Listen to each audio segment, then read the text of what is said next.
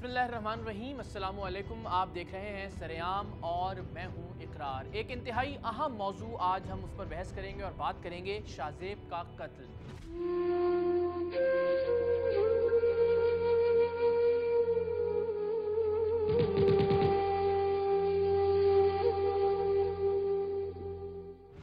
शाहजेब खान का कत्ल हुआ और मामला जैसे ही मंजरेआम पर आया, एक आम पाकिस्तानी को इस बात का यकीन हो चला था कि शायद अब वो आने वाले बरसों में वतन अजीज में रहते हुए एक वडेरे से, एक जागीरदार से, एक दौलतमंद से, एक सनतकार से, एक बाअसर आदमी से, एक साहिब इख्तियार और साहिब इख्तिदार से टक्कर और पंगा ले सकता है।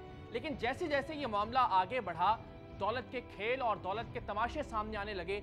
मालूम हुआ कि इस मुल्क में दौलत हर एक चीज़ को और हर एक शख्स को खरीद सकती है। FIA हो, PIA हो, इमिग्रेशन, पासपोर्ट का महकमा, गवाहान, वकला और हर वो आदमी जो इस मामले में बराह रास्त या बिलवास्ता मुलविस था, किसी न किसी तरह से बिकता हुआ या फिर उसका झुकाव मुल्जिमान की जानिब हमें दिखाई दिया।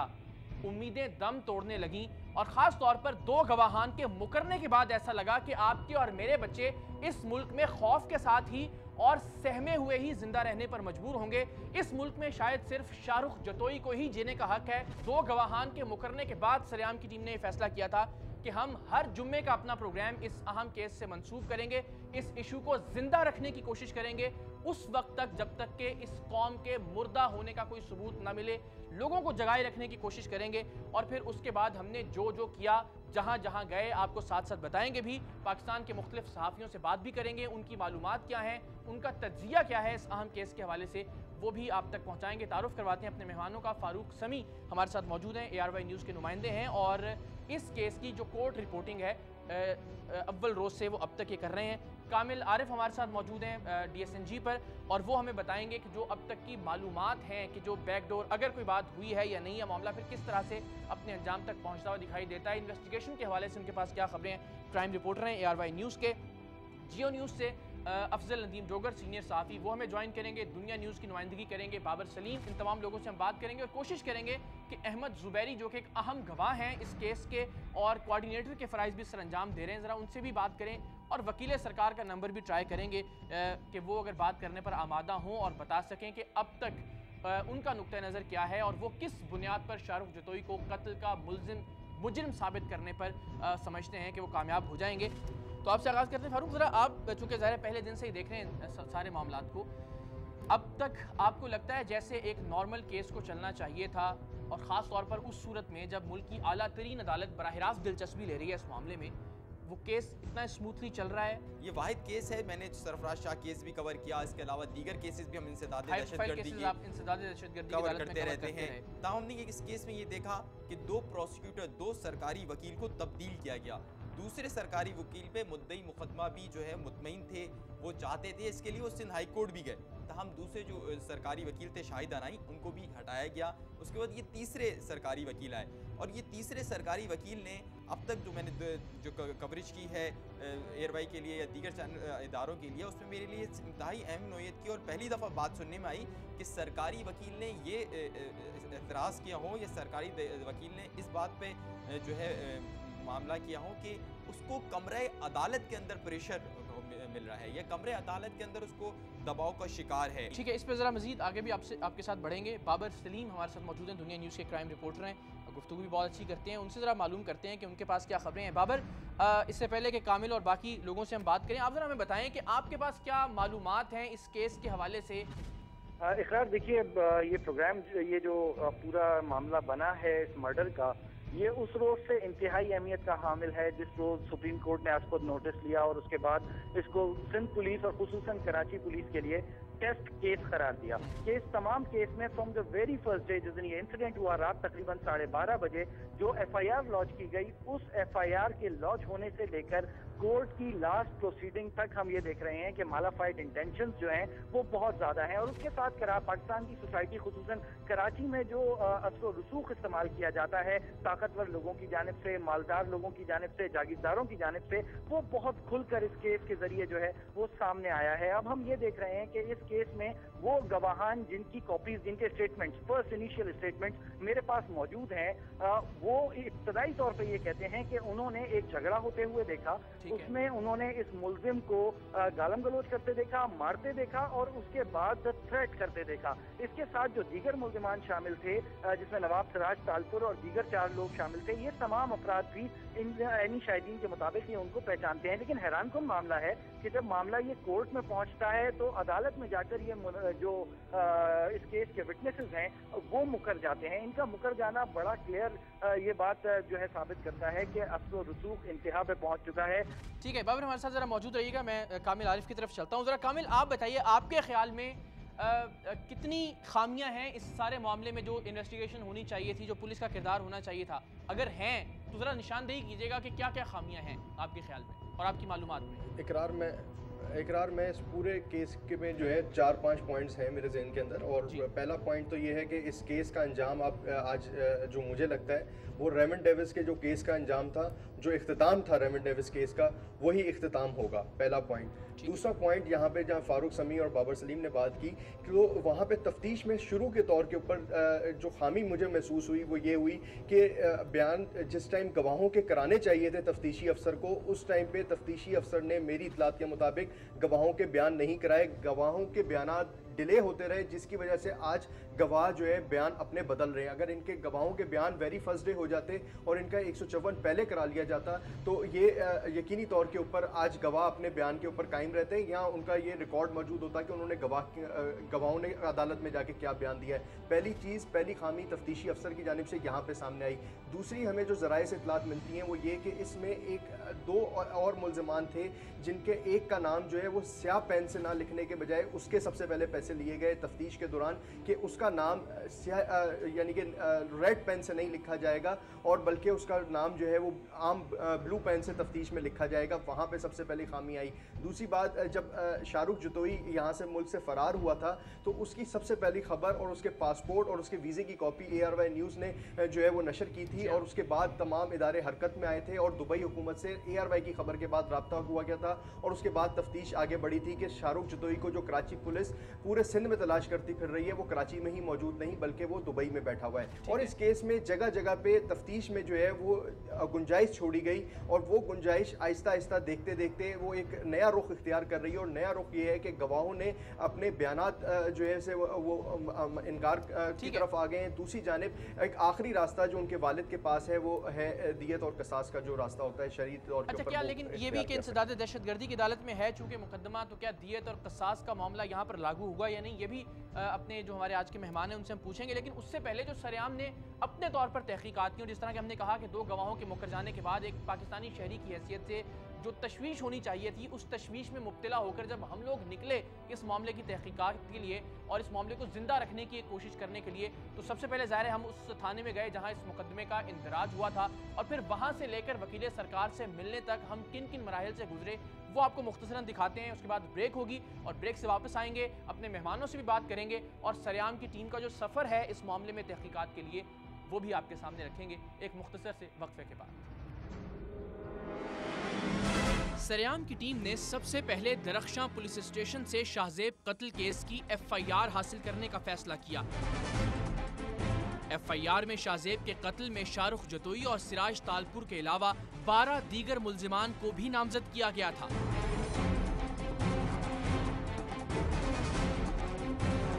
इसके बाद सरेआम की टीम ने मुल्की तारीख के इस अहम मुकदमे के तफ्तीशी अफसर मुबीन से फोन पर राबिता किया। ये दिन का पहला पहर था और तब से लेकर शाम तक मुबीन साहब का फोन किसी और के पास रहा, यानी वो बात करने पर आमादा नहीं थे। लेकिन इसके बावजूद सरेआम की टीम ने इंस्पेक्टर मुबीन से मिलने की अपनी कोशिशें जारी रखी और बिल आखिर बोट बेसन थाने में उन्हें जा ही लिया।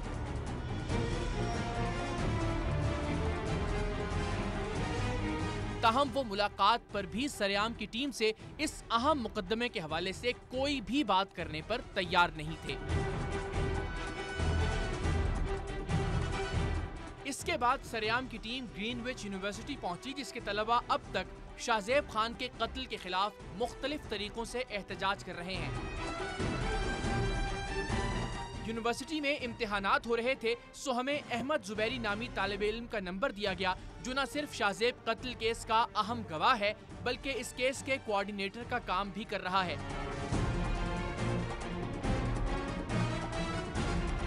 हमारे राबिता करने पर उसने 2 घंटे में दीगर गवाहान और मुतल्लिका लोगों से हमारी मुलाकात करवाने का वादा किया, लेकिन ये 2 घंटे रात के 2 बजे तक खत्म नहीं हुए। मैं देख रहा था, मीडिया में भी बात आई कि 2 गवाह हॉस्टाइल हो गए। शाहजेब के वालिद औरंगजेब खान किसी भी मीडिया नुमाइंदे को बात करने के लिए दस्तयाब नहीं है। आपको ऑन रिकॉर्ड एक सैटरडे बात बताऊंगा, वो हैरानकुन बात होगी। ब्रेक के बाद एक बार फिर आपको खुशामदेद कहते हैं और हम बात कर रहे हैं शाहजेब कत्ल केस की। बाबर सलीम साहब, आपकी तरफ मैं दोबारा से आऊँगा। अगर दियत और जाहिर है, चूँकि आप जिस तरह आपने भी कहा कि ये शरई हक है, कानूनी हक है किसी भी ख़ानदान का कि वो अगर किसी कत्ल के मामले में दियत या क़सास लेना चाहे, लेकिन क्या इंसदाद दहशतगर्दी के किसी मुकदमे में, जिस तरह के शाहजेब कत्ल का मामला भी ऐसा ही एक मसला है, दियत और क़सास का जो कानून है और जो शरई हुक्म है वो लागू होता है?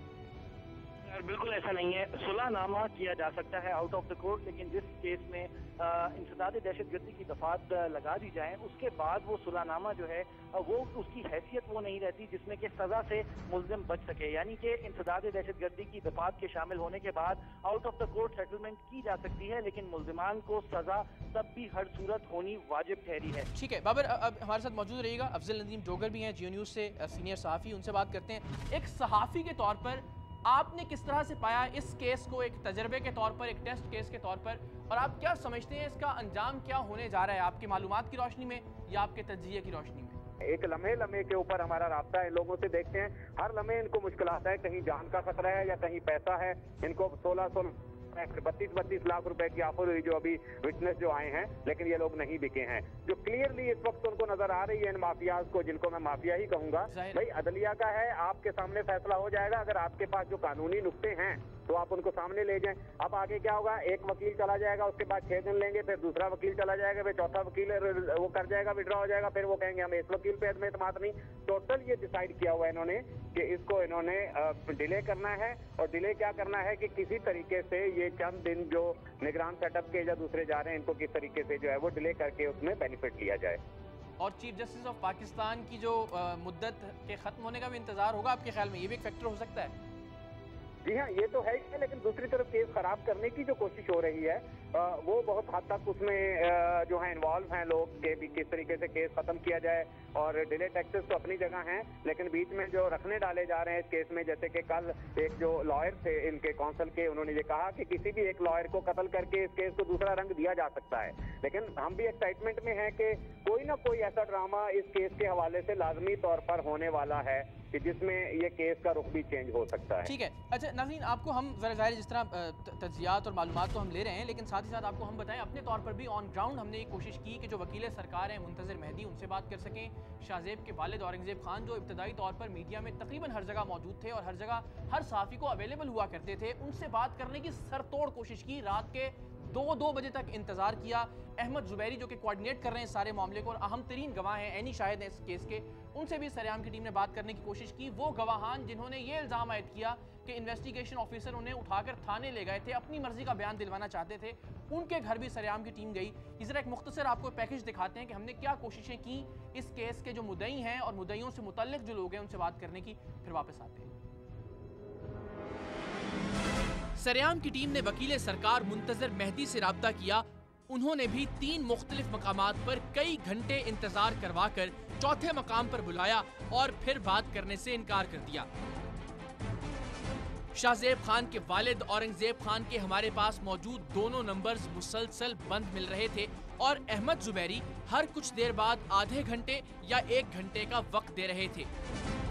सो मकतूल शाहजेब खान के किसी तरफदार ने सरेआम की टीम से बात नहीं की और ये लोग किसी दूसरे सहाफी को भी दस्तयाब नहीं थे। इस दौरान जो वाहिद शख्स हमसे बात करने पर आमादा हुआ वो शाहरुख जतोई का वकील था। मैं देख रहा था, मीडिया में भी बात आई कि 2 गवाह हॉस्टाइल हो गए, मुनहरफ हो गए, इनकार कर दिया, मुकर गए एक तरह से। वो भी एक बड़ा गलत परसेप्शन है कि हॉस्टाइल हो गए विटनेस या इन्फ्लुएंस कर दिया अक्यूज ने किसी को। वो 2 गवाह थे, मोहम्मद अली आमिर और शहरियार। जावेद मीर की निशानदेही पर हम उन गवाहों के घर भी गए जिन्हें मुबैना तौर पर पुलिस हरासा कर रही थी, लेकिन वहां हमें साफ कह दिया गया कि वो यहाँ नहीं रहते। अहमद जुबैरी की तिफल तसल्लियां अब भी जारी थीं। सरेआम की टीम कंट्री क्लब के बाहर रात 2 बजे तक इंतजार करती रही, लेकिन ना तो अहमद जुबैरी हमसे मिला, ना औरंगजेब खान साहब से हमारी बात करवाई गई और ना ही किसी दीगर शख्स से कोई भी मौक़िफ़ लेकर हमें दिया गया। और फिर जिल्लत के एहसास और शदीद गुस्से में हमने वहां एक लिंक रिकॉर्ड करवाया। तो नाज़रीन, सरेआम की टीम ने सुबह 10 बजे अपनी उन कोशिशों का आगाज़ किया कि हम शाहजेब कत्ल केस के हवाले से जो ताज़ा तरीन सूरत हाल है मुतल्लिका लोगों से जान सकें। रात का 1 बजने को है और बदकिस्मती से शाहजेब के साथियों में से, शाहजेब के वालिदैन में से, उसके अहले खाना में से, उसके दोस्तों में से, उसके कत्ल के गवाहों में से, उसके वकील में से या फिर उन लोगों में से जो इस सारे केस में शाहजेब के तरफदार हैं, किसी एक ने भी सरेआम की टीम से गुफ्तगू नहीं की। और यही हाल बाकी के तमाम मीडिया नुमाइंदगान का है। शाहजेब के वालिद औरंगजेब खान किसी भी मीडिया नुमाइंदे को बात करने के लिए दस्तयाब नहीं है। पै दर पै वादा खिलाफियों और तौहीन आमेज रवैये के बावजूद सरेआम की टीम नहीं चाहती थी कि औरंगजेब खान, वकील सरकार या अहमद जुबैरी के मौक़िफ़ के बगैर हम प्रोग्राम ऑन एयर कर दें। सो हम अगले रोज़ इंसदाद दहशतगर्दी की अदालत पहुँचे, जहाँ शाहजेब कत्ल केस की समाअत होना थी और हमें तवक्को थी कि शाहजेब के वालिद भी इस मौके पर आएंगे, लेकिन ऐसा नहीं हुआ। ताहम वकील सरकार को चारों नाचार हमसे गुफ्तगू करना पड़ी। हमारे लिए प्रॉब्लम्स क्रिएट हो रही हैं। सुबह ये था कि इसमें जो है ना कस्टडी एक को उन्होंने जानबूझ के बीमार करा दिया। जेल वाले भी, मैं ये तो ये कहता हूँ, जेल वाले भी मुलव्वस हैं। जब ATC का ट्रायल है, आज तो 3-4 डॉक्टर्स मुख्तलिफ तरह के बुलाए गए ना कुछ चेक करने के लिए। IG को कहा, IG जेल खाना जात को, वो जो है मुल्ज़िम वहाँ लेट में लाया गया। कोर्ट का सुबह से ना टाइम कंज्यूम किया, 12 बजे तक कस्टडी नहीं आई। फिर एक बीमार हो गया, फिर वो डॉक्टर आया। डॉक्टर आने के बावजूद ये हालत आप देखें, सिस्टम देखें कि डॉक्टर के पास वो न ब्लड प्रेशर के वो इंस्ट्रूमेंट है, न वो है। कोर्ट ने ऑर्डर किया भाई आप इसको चेक करें कि तो चेक कैसे करेगा उसको? चेक कैसे करेगा? ये हद है, आप देखें कितनी वो हमारे साथ और ये कहाँ फेस करें। नहीं, लेकिन आपकी तरफ से ये भी कहा गया, जो आपसे मंसूब किया गया कि जो औरंगजेब साहब हैं वो कोऑपरेशन नहीं कर रहे आपसे, ताउन उस तरह से नहीं हो रहा जिस तरह से होना चाहिए। ये दुरुस्त है? ये दुरुस्त बिल्कुल था, क्योंकि अभी औरंगजेब से मेरी उस बात भी हुई है।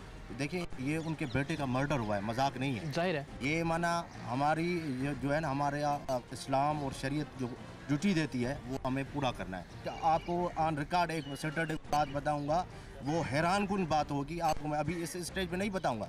जिस तरह के कहना था वकील सरकार मुंतजर मेहदी का कि वो धमाका करने वाले हैं, और धमाका उन्होंने अगले रोज़ ये किया कि उन्होंने कहा कि जी मैं तो इस केस में बड़ा दबाव महसूस कर रहा हूँ अदालत के अंदर भी। तो अफजल नदीम डोगर साहब ये फरमाइएगा कि दबाव तो जाहिर है जिस तरह आपने भी कहा हर तरह से मौजूद है, लेकिन ऐसा क्यों है कि अब औरंगजेब खान या गवाहान या जो इन्वेस्टिगेशन ऑफिसर हैं या जो वकील सरकार हैं वो मीडिया से कतराने लगे हैं? औरंगजेब खान तो बिल्कुल एक तरह से बॉयकॉट किए हुए हैं मीडिया का। इसकी कुछ मालूमात हैं आपके पास कि ये क्या लाहे अमल है, ये क्या स्ट्रेटजी है? एक्चुअली जो औरंगजेब खान है वो डिसाइड हुए हैं, उनकी फैमिली डिसाइड हुई है। एक्चुअली ये केस जो इस वक्त रुख अख्तियार कर गया है ना, टोटल पॉलिटिसाइज हो गया है। पॉलिटिसाइज इसलिए कि पाकिस्तान पार्टी ने, आपको पता है कि सिंध में इलेक्शन लड़ना है।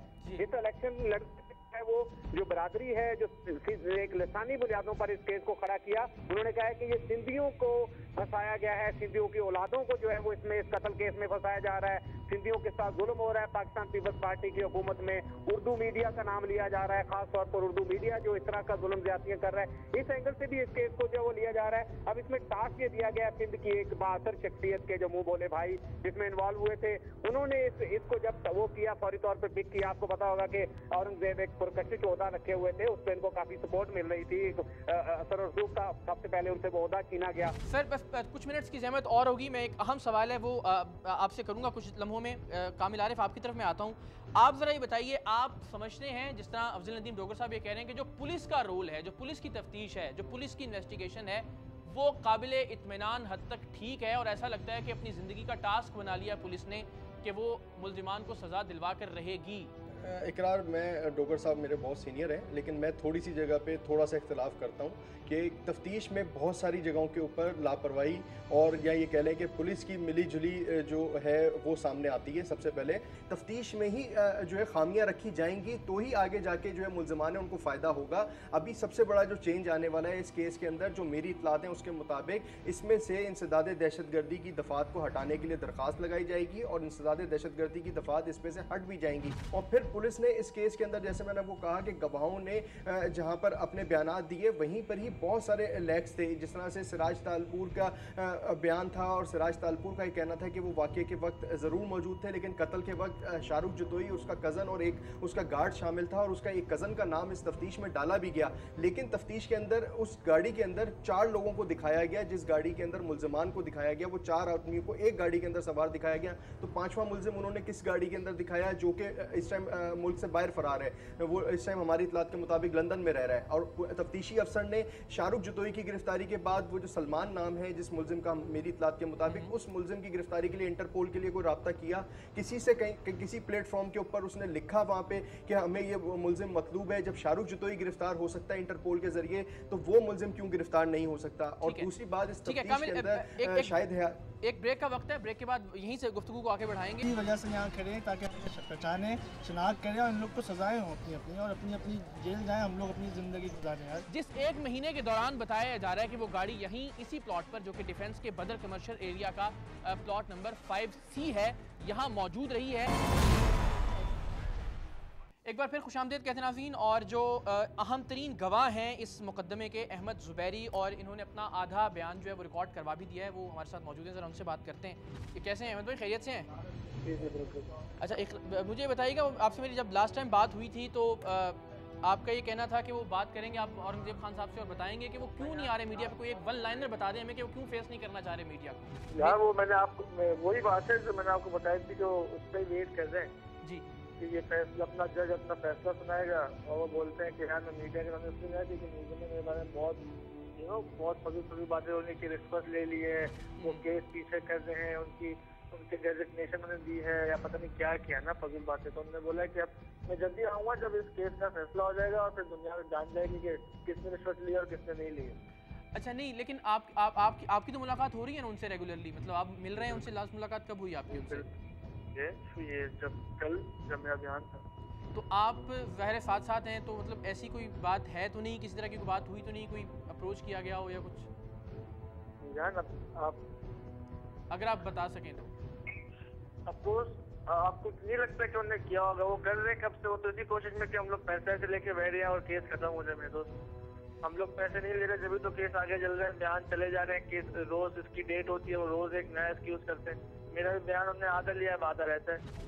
अच्छा, बस एक चीज़ मुझे फाइनली लास्ट बता दी है, वो ये खबरें भी आ गई हैं अब कि जी वो अच्छा बराह रास्त तो कुछ नहीं होगा, लेकिन ये कि वो कहा जा रहा है कि जी ट्रस्ट कायम कर देंगे शाहजेब के नाम से, या कोई यूनिवर्सिटी बना देंगे, या शाहजेब के वालिद ये कह रहे हैं कि जी इतने 100 ग्रेजुएट्स दे दें मुझे शाहजेब के नाम के तो ठीक है, ये मामला ख़त्म हो सकता है। कोई ऐसी बात है इन लाइन्स पे कुछ सोचा जा रहा है? कोई दूर तक कुछ भी ऐसी बात नहीं है, दूर तक ऐसी बात नहीं। जहाँ तक ट्रस्ट की बात है शाहजेब के ऊपर, वो हम दोस्तों ने सोचा था कि हम शाहजेब के नाम के ऊपर in memory of Shahzeb Khan का जो पेज है उसी नाम के ऊपर शाहजेब एक ट्रस्ट बनाएंगे। वो भी हम दोस्तों ने सोचा था, हमने अंकल औरंगजेब को बताया था कि अंकल हम बनाएंगे। तो ये अंकल औरंगजेब के पास ऐसा नहीं है कि वो लोग बोल रहे हैं हम आपको ट्रस्ट बना के दे देंगे तो मामला खत्म करो, ये सब यार एक रूमर्स है और रूमर्स फैलते हैं। दोस्त, मुझे भी इतने ऑफर आते हैं, इतने करोड़ रुपए के ऑफर आए हैं आज तक, क्योंकि कुछ शाहजेब के वकील ने मेरा क्रॉस नहीं किया। अहमद, आपको कितनी ऑफर हुई है मैक्सिमम अभी तक? मेरा 24 करोड़।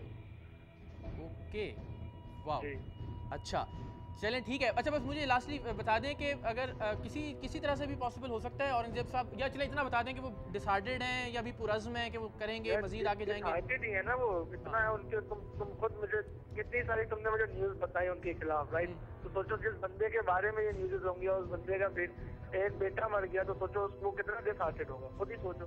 वो क्यों आए मीडिया के सामने? नहीं, वो तो आपकी बात ठीक है, लेकिन अहमद ये भी तो देखे ना, ये इसी मीडिया ने तो इस इशू को एक तरह से खड़ा किया ना, साथ ही थे ना। लेकिन आप ये देख रहे हो जो एक्सप्रेस जिसका ये है पूरा प्रॉपर, उनने कभी भी कोई खिलाफ न्यूज नहीं दी, क्योंकि वो जानते हैं ये प्रॉपर सीन है यार, कोई झूठ नहीं चल रहा है, आई विटनेस बनाए हुए नहीं है। उसके दोस्त थे, उनने आंखों से देखा, शाहरुख जतोई, इन लोगों ने उसको मारा, फिर भी उनके साथ ऐसा हो रहा है यार। हम लोग की बनाए बुनाई थोड़ी है कि हमें बना दिया है और 24 करोड़ रुपए दे रहे हैं और हम ले भी नहीं रहे। ठीक है, चलें, थैंक यू अहमद, बहुत शुक्रिया। आपसे मजीद फिर जो भी होगा इस पर इंशाल्लाह डेवलपमेंट्स पूछते रहेंगे। Thank you so much Ahmad. 24 crore बता रहे हैं उन्हें ऑफर किया गया है, अब तक मैक्सिमम जो ऑफर हुई है उसके बावजूद अभी तक वो अपनी गवाही पर कायम है। ये उनका बयान है, ज़ाहिर मुबैना तौर पर उन्होंने हमें ये बताया है। लेकिन एक अहम मामला है इस केस में बरामद होने वाली गाड़ी और उस गाड़ी के अंदर मौजूद पिस्तौल। सरेआम की टीम जब इस मामले की तहकीकात के लिए निकली और ज़ाहिर है जब हम इंसदाद दहशतगर्दी की अदालत में गए, वहाँ शाहरुख जतोई से भी मेरी बात हुई अदालत के अंदर। ज़ाहिर है चूँकि कैमरा उसकी इजाज़त नहीं होती है और उसका एक जुमला था और वो ये था कि मुझे फेयर ट्रायल चाहिए, जो मेरी गुफ्तगू से हुई। उसके बाद जो उसके अहले खाना हैं उन्होंने कुछ निशानदही की हमसे मिलकर कि ये मामलात हैं जिसमें वो समझते हैं कि खामियां छोड़ी गई हैं या खामियां हैं या जानबूझकर फंसाया जा रहा है मुल्जिमान को, और वो मामला था गाड़ी के हवाले से। तो गाड़ी जहां से बरामद की गई जिस प्लॉट पर, सरेआम की टीम वहां भी गई। ज़रा आपको दिखाते हैं कि गाड़ी का मामला है क्या और हमने किस तरह से इसको इन्वेस्टिगेट किया और फिर उस पर आकर मजीद बात करते हैं। अहमद जुबैरी ने भी तफ्तीशी अफसर मुबीन से तफसीली ब्रीफिंग लेने के बाद 4 लफ्ज कहे। शाहरुख जतोई, सराज तारपुर, सज्जाद तारपुर और जिनका खान सामा, और सिर्फ मैं नहीं, ये सब पूरी दुनिया जानती है कि भाई ये लोग ही हैं गिल्टी, इन लोगों ने ही किया है। और वही भी हम लोग भी इसी वजह से यहाँ खड़े हैं ताकि हम पहचाने, शनाख्त करें और इन लोग को सजाएं हों अपनी अपनी, और अपनी अपनी जेल जाएं, हम लोग अपनी ज़िंदगी गुजारें। यार शाहरुख जतोई के कुछ अजीजों ने अपना मौक़िफ़ ज़रूर पेश किया मगर ऑफ कैमरा। उन्होंने जनवरी में रिकॉर्ड होने वाले एक प्रोग्राम की रिकॉर्डिंग्स हमें दी जिनमें गवाह अहमद जुबैरी किसी और गाड़ी की बात कर रहा है, जबकि पुलिस ने एक दूसरी गाड़ी बरामद करके दिखाई है। मार्क एक्स नहीं, Mark 2 बोल रहे थे ये लोग कि हम लोग ने शनाख्त की है, वो नहीं थी। सिल्वर रंग की करोला थी जिसके अंदर ये लोग भागे थे और मुझसे भी बोला गया था कि शनाख्त करो ये गाड़ी। मैंने बोला मेरी रजामंदी नहीं है इसके अंदर, क्योंकि ये गाड़ी वो है ही नहीं। इस वीडियो में गवाह के वालिद पुलिस की जानिब से अपनी मर्जी का बयान दिलवाने की कोशिशों का भी जिक्र कर रहे हैं। अभी 2 दिन पहले मेरे घर पे मेरे भतीजे को इसका जो SIO है मुबीन, वो दोस्ती चोरों की तरह डाल के मोबाइल में लेके गया। ये नहीं जा रहा था, उसको जबरदस्ती लेके गया। उन्हें ये जा रहा है, जहाँ तक हमें लगता है कि जो गाड़ी शनाख्त उन्होंने अपने आप कर दी है बगैर गवाहों के, उसको ट्रैकर तो शो कर देंगे, ये कहीं और थी। जो वेपन शो किया है वो मैच नहीं होगा और इस तरीके से इसको, जिस तरह उसके बाप को छोड़ दिया, इसको भी छोड़ेंगे। शाहरुख जतोई के अजीजों का ये भी कहना था कि जिन दिनों में गाड़ी की मौजूदगी डिफेंस के एक प्लॉट में दिखाई गई है, वहां उन दिनों सॉइल टेस्टिंग का काम जारी था और वहां कोई गाड़ी खड़ी हो ही नहीं सकती और इसकी तमाम दस्तावेजात उनके पास मौजूद हैं। और ये भी कि पुलिस कभी शाहरुख जतोई को साथ लेकर वहां गाड़ी बरामद करने गई ही नहीं। इस बात की तहकीक के लिए सरेआम की टीम डिफेंस के उस प्लॉट पर भी पहुंच गई, जिस 1 महीने के दौरान बताया जा रहा है कि वो गाड़ी यहीं इसी प्लॉट पर, जो कि डिफेंस के बदर कमर्शियल एरिया का प्लॉट नंबर 5C है, यहाँ मौजूद रही है। डिफेंस हाउसिंग अथॉरिटी की ये ऑफिशियल कुछ डॉक्यूमेंट्स हैं, ये हमारे पास हैं, जिनमें बाकायदा तस्वीर के जरिए बताया गया कि यहाँ सॉइल टेस्टिंग जारी थी इस प्लॉट की और इस पर एक बिल्डिंग को तामीर किया जाना था। तो उन दिनों में ये मुमकिन ही नहीं था कि कोई गाड़ी इस एक फ्लैट के ऊपर मौजूद रहती। सो इसकी तस्वीर भी मौजूद हैं, आप टेलीविजन की स्क्रीन पर दूसरी जानिब वो तस्वीरें देख भी सकते हैं। तफ्तीश में बज़ाहिर तो तजाद और खामियां मौजूद हैं और इस इम्कान को रद्द नहीं किया जा सकता कि पुलिस की जानिब से ये खामियां जानबूझकर छोड़ी गई हों ताकि मुकदमा कमजोर पड़ सके। जी जनाब, तो ये एक सवालिया निशान जरूर खड़ा कर दिया है मुल्जिमान ने और ज़ाहिर है इस पर बहस भी होगी अदालत में या हो रही है, ये फारूक से हम पूछेंगे। लेकिन उससे पहले मुंतज़र मेहदी साहब जो वकील सरकार हैं उनसे बात करते हैं। सर अस्सलाम वालेकुम। वालेकुम सलाम, खैरियत से हैं? मैं ठीक ठाक सर। आपने वहाँ हमसे बात करते हुए कहा था कि मैं एक धमाका करूँगा और अगले रोज़ आपने कहा कि जी मैं इस केस से अलग होना चाहता हूँ। तो सर क्या वो वजूहात थी जिनकी बिना पर आपने समझा कि अब आप मजीद साथ नहीं दे सकते इस केस का? जो गवाह मुद्दई के गवाह हैं और जो मुनर्रिफ हुए उनकी तरफ से GN कुरैशी ने वकालतनामा फाइल किया। इससे हम अंदाजा लगाए कि इतनी वो डैमेज कर रहे हैं अपना गवाहों को और अप्रोच कर रहे हैं केस को कमजोर करने के लिए। लेकिन वही वो गवाह जो हैं वो आते भी फिर शाहजेब के वालिद के साथ हैं, ये आपको कुछ समझ में आता है? शाहजेब के वालिद, शाहजेब के अहले खाना, ये सब लोग आपसे कोऑपरेट कर रहे हैं, आपको तो कोई मसला नहीं है इनकी कोऑपरेशन से? ताउन है मुकम्मल तौर पर आपको हासिल इन लोगों का? ताउन तो करे न करे, जो ड्यूटी है मैं जबरदस्ती बिल्कुल वो हम पूरी करा रहे हैं। DIG साउथ जो है शाहिद हयात साहब, वो पूरा जो है ना इस मामले को हैंडल भी कर रहे हैं। और हमारे पास जो गवाह हैं वो हम चलाएंगे और जो हमें मुश्किलात आ रही हैं रास्ते में, इसमें तो कोई डिनायल नहीं है। लेकिन सर कैसी कोई अगर आप बता सकें तो मुश्किलात किस तरह की मुश्किलात हैं? कोई दबाव है, कुछ ऑफर्स की जा रही हैं, कुछ धमकियां हैं, थ्रेट्स हैं, किस तरह की मुश्किलात हैं? मुश्किलात ये है ना, देखें गवाह आते हैं और वापस चले जाते हैं। रोज केस एक्शन होता है, वो गवाह जो है वो बेचारा परेशान होता है। एक गवाह जो है 6 दफा वापस हुआ है, 6 दिन के बाद वो चला है। वो आज छुट्टी हो गई है, फिर वो 7वें दिन भी कल भी आएगा।